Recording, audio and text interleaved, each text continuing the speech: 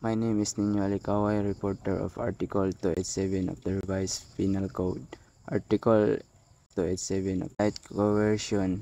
Any other coercion of unjust vexation shall be punished by arresto minor of fine ranging from 5 to 200 pesos or both.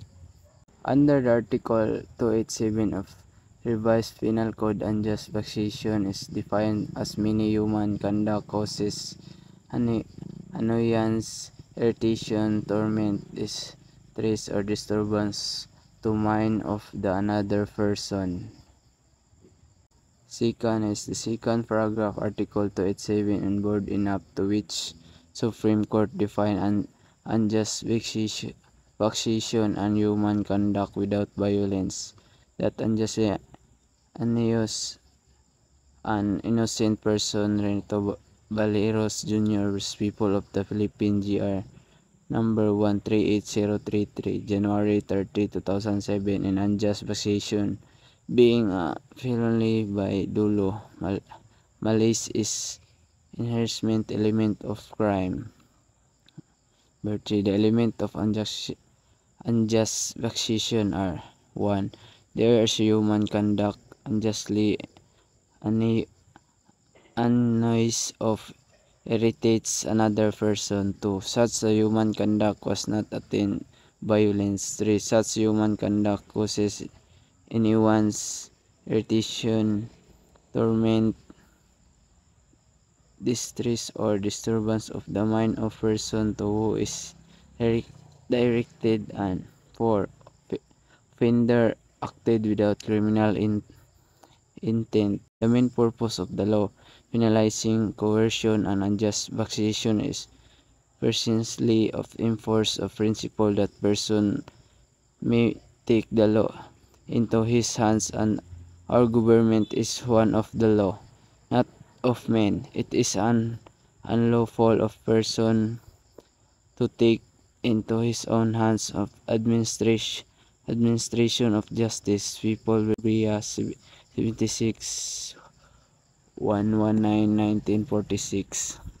Number 5 is however necessary that in filing of the criminal complaint of unjust vexation, the prosecution must advance evidence that there must a passive act of the part of offender to have caused annoyance, irritation, torment, distress, or disturbance. Number 6.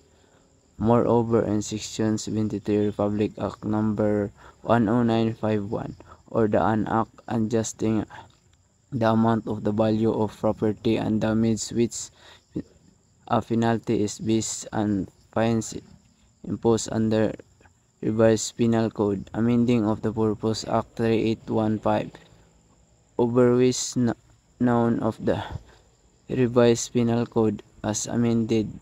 A penalty of unjust vexation is arresto minor, which is punishable by imprisonment ranging from 1 day to 30 days and or a fine 1,000 to